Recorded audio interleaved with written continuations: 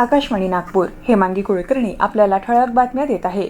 जादा परताव्याचा आमिष दाखवून फसवणूक केलेल्या प्रकरणांचा निकाल 6 महिन्यात दिला जावा याकरता कायद्यात बदल करण्याचा निर्णय सरकारनं घेतल्याचं मुख्यमंत्री देवेंद्र फडणवीस यांनी विधानसभेत प्रश्नोत्तराच्या तासात सांगितलं। याबाबत हेमंत ओगले यांनी प्रश्न विचारला होता। दिव्यांगांना प्रधानमंत्री आवास योजनेतून दिल्या जाणाऱ्या घरात रॅम्पची व्यवस्था केली जाईल असं गृहनिर्माण मंत्री अतुल सावे यांनी सांगितलं। विकसित महाराष्ट्र 2047 धोरणाअंतर्गत दिव्यांगांना कौशल्य विकास तसंच स्वयंरोजगार प्रशिक्षण दिलं जातं अशी माहिती देत त्यांनी दिव्यांग बीज भांडवल योजनेअंतर्गत अर्थसहाय्यात वाढ केली जाईल आणि स्पर्धा परीक्षासाठीचं शुल्क कमी करण्याचा विचार केला जाईल अशी ग्वाही दिली। जनगणना संचालनालय जिल्हाधिकारी आणि प्रधान जनगणना यांच्या संयुक्त विद्यमानं अकोला जिल्ह्यातील अधिकारी आणि कर्मचाऱ्यांसाठी जनगणना विषयक 3 दिवसीय विशेष प्रशिक्षण शिबिराचा प्रारंभ काल जिल्हाधिकारी कार्यालयाच्या नियोजन भवनात झाला। यावेळी जनगणना कक्षाचा प्रारंभ करण्यात आला। जनगणनेशी संबंधित प्रत्येक तरतूद समजून घेऊन त्यानुसार परिपूर्ण अंमलबजावणी करण्याचे निर्देश यावेळी देण्यात आले। जागतिक क्षयरोग दिनानिमित्त यवतमाळच्या वणी इथं क्षयरोग जनजागृती रॅली काढण्यात आली।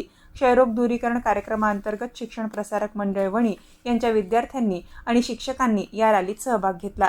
राष्ट्रसंत तुकडोजी महाराज नागपूर विद्यापीठामध्ये मानव विज्ञान विद्याशाखेत कृत्रिम बुद्धिमत्तेचा वापर या विषयावर एक दिवसीय कार्यशाळा आयोजित करण्यात आली।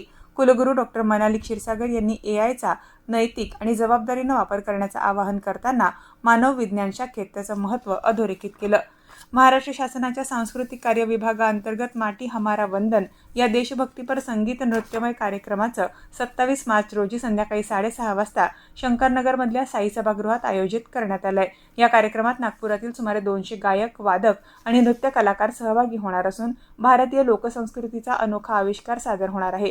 तसंच 28 ते 30 मार्च दरम्यान रेशीमबाग इथल्या डॉक्टर हेडगेवार स्मारक परिसरात रामस्मरण व्याख्यानमाला आयोजित करण्यात आली आहे। भारतीय प्रतिभूती आणि विनिमय मंडळात सेबीचे अध्यक्ष आणि पूर्ण वेळ सदस्यांना शेअर आणि संबंधित गोष्टींमध्ये गुंतवणूक करता येणार नाही। सध्या सेबीचे अधिकारी आणि कर्मचारी यांना हा नियम लागू होतो। यापुढे सेबीचे अध्यक्ष, पूर्ण वेळ सदस्य, अधिकारी, कर्मचारी आणि त्यांच्या कुटुंबातील सदस्यांनाही शेअरमध्ये गुंतवणूक करता येणार नाही।